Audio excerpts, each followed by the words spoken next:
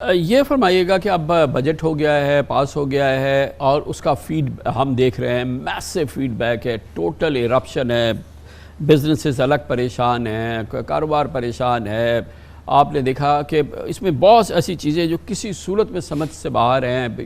One of those things کہ packaged ملک جو ہے ایک پیکٹ پہ 75 روپے بڑھ گئے، اور کہا آپ کی بات بڑی مشہور ہوئی کہ یہ اشرافیہ کا استعمال کرنے کی چیز ہے۔ دوسری چیز یہ کہ یہ جو ٹریول پہ ٹیکس لگ گیا، اب ایک غریب پاکستانی جو یہاں میں ریمیٹنس بھیجتا ہے، جو اپنی جان دیتا ہے، ہماری ریڑھ کی ہڈی ہے، اس کے ٹریول پہ ہم نے اس کو مزید ٹیکس کر دیا۔ اس طرح سے ہم نے اس کو ریمیٹنس پہ ٹیکس کر دیا ہے۔ اسی طرح سے جو سیلریڈ کلاس ہے، جو ہم لوگ ہیں، آپ بھی تھے اس میں شامل، آج بھی ہوں گے، آج نہیں ہیں، لیکن وہ لوگ جو ہیں، ہم تو نچوڑ کے ختم ہو گئے تھے، اور پھر آپ نے کہا تھا یہ ہائر لیول پہ جو ہے یہ ختم، ہم نے سیل کر دیا، اس کے اوپر پھر 10% لگ دیا۔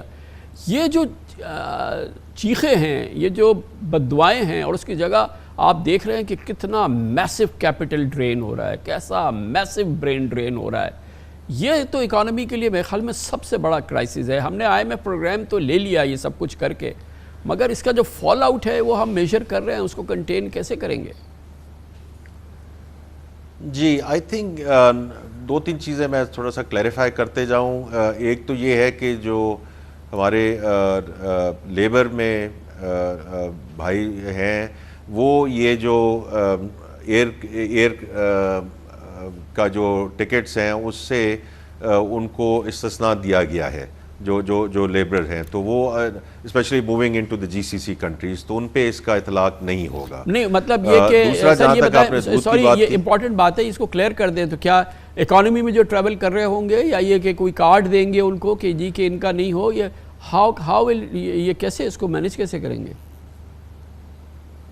جی اس کا جو منسٹری آف اوورسیز ہے ان کے ساتھ مل کر ہم اس میں کریں گے۔ جو ہماری لیبرر کلاس ہے اس کو اس کا اطلاق نہیں ہوگا، تو اس کا جو پروسیس ہے وہ ہم ابھی آپ کو بتا دیں گے، لیکن this will not be applicable on them۔ ٹھیک ہے، so that's one۔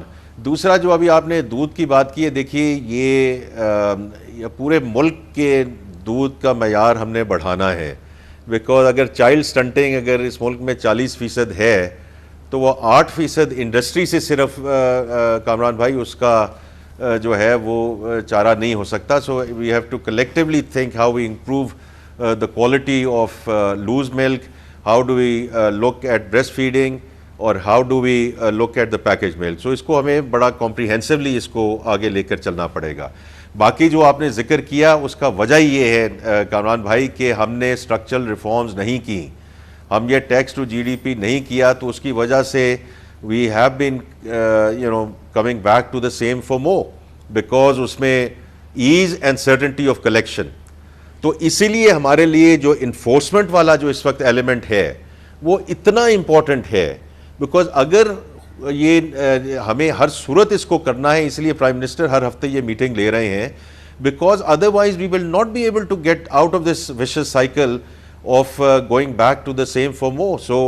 تو اس لیے یہ سائیڈ ہم کریں گے تو اس سائیڈ پہ ہم جو ہے وہ ریلیف دے پائیں گے انشاءاللہ ایز وی گو فارورڈ۔ لیکن تو اس پہ بہت زیادہ فوکس ہے جی، جو بہت زیادہ فوکس ہے۔ جو پریشر ہے ہماری سیلریڈ کلاس پہ، آپ کے علم میں ہے کہ لوگ یا تو کوئی ڈیوائس کر رہے ہیں طریقے کہ کسی طریقے سے ہم اس نیٹ سے نکلیں، کیونکہ ظاہر ہے کہ ایک عام سیلریڈ کلاس کے لیے بے پناہ مشکل کا سامان ہے۔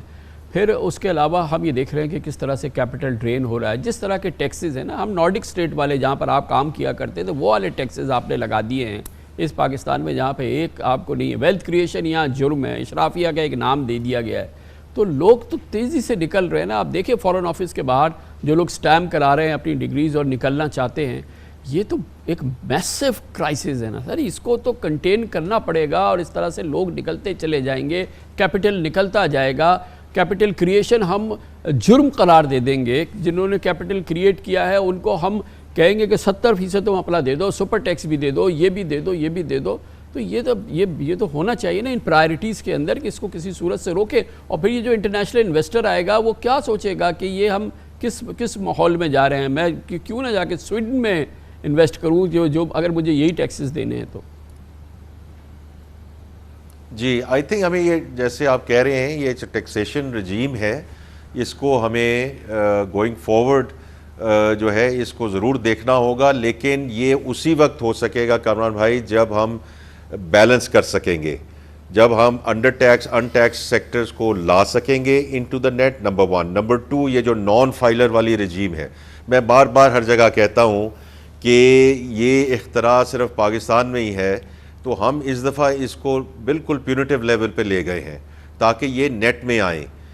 یہ آئیں گے تو یہ اس کا ایک اسٹرکچرل سولوشن ہم اس کا ڈھونڈ پائیں گے، بیکاز دیکھیں کامران بھائی یہ کوئی اتنی بڑی راکٹ سائنس نہیں ہے، رائٹ، کہ جتنا ہم فیڈرل لیول پہ ابھی آپ نے کہا اتنے ریونیو میجرز کر دیے، اتنا آپ ریونیو لے کر آئیں گے، but 59.5% of this is going to go to the provinces, number 1۔ Number 2، at the federal level جو بھی ہماری فیڈرل ریزیوز ہیں مائنس ڈیٹ سروسنگ، اینڈ انشاءاللہ with the interest rate regime coming down, better fiscal discipline, ہم اس کو اس پہ کم کر سکیں گے۔ But having said that, at the federal level everything else that we do وہ ادھار پہ ہے۔ اب مجھے آپ یہ بتائیے کہ یہ کیسے سسٹینیبل ہے؟ دس از ناٹ سسٹینیبل، اور یہ تو اس لیے اب ہمیں، میں تو بار بار یہ کہتا ہوں کہ our hand has been Aadhaar forced۔ کی ہے نا، تو جو کمپنی اس طرح کی اس قسم کے ادھار پہ ہو تو وہ اپنے سٹاف کی سیلریز 25% نہیں بڑھاتی یکمشت، چلیں وہ آپ نے بڑھا دی، پھر اس طرح کی ہم پینشنز نہیں دیتے اور اس پہ ٹیکس بھی نہ لیں۔ یہ بھی ہم نے یہ سنا تھا کہ اس سال کم از کم یہ پینشن ریفارم ہو جائے گی، یہ پینشن ٹیکس ہو جائے گی، کچھ تو ایسا دیتے کہ یہ جو سرکاری ملازمین ہیں، میں بہت دل سے سمجھتا ہوں کہ یہ جو ہمارے فوجی جو سرحدوں پہ اپنی جانیں دے رہے ہیں، جو 99.999% جو ہیں وہ اپنی تنخواہ پہ گزارا کرتے ہیں، چلیں ہم قربانی دیتے ہیں، ان کی تنخواہ بڑھا دیں، مگر سر جو یہاں پر جس کی 5 انگلیاں سر کڑھائی میں ہے، وہ FBR والا جو دن کے 1 کروڑ روپے کماتا ہے، اس کی بھی 25% تنخواہ بڑھا دیں، اس کو بھی ٹیکس فری آپ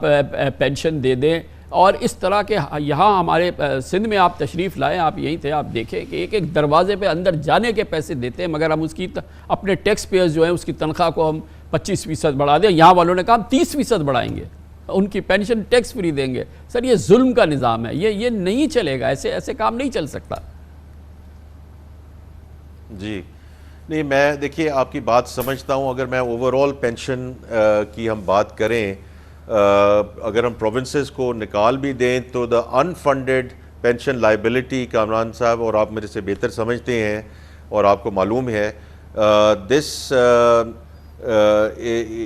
از a very very huge number, the unfunded pension liability. تو اس لیے ہم نے پہلی دفعہ ایٹ لیسٹ گوئنگ فارورڈ جتنے بھی نئے گورنمنٹ میں کولیگز آئیں گے، they will move from July 1 into defined contribution. تو ایک پہلی کوشش یہ کی ہے کہ کم از کم ہم بلیڈنگ روک سکیں تاکہ فردر اس کا سٹاک بلڈ نہ ہو۔ لیکن آپ کی بات درست ہے کہ ہمیں واپس جا کر اس پورے پینشن کی جو ریفارم ہے آف دا ایگزسٹنگ، اس میں کچھ لیگل لکوناز ہیں، اس کو ہم دیکھ رہے ہیں، لیکن یہ ہمیں کرنا پڑے گا as we go forward, because it's a very large number in terms of unfunded pension liability۔ سر یہ بہرحال ایشو یہی ہے کہ یہ اچھی چیز ہے کہ ہم نے یہ بٹر پل لی ہے، ہم نے اپنے آپ کی ہم نے سرجری کرائی ہے، بہت بیمار معیشت کا ملک تھا، اور اس میں ظاہر ہے کہ یہ تمام اقدامات جو کیے یہ تو آفٹر آل ہونے تھے۔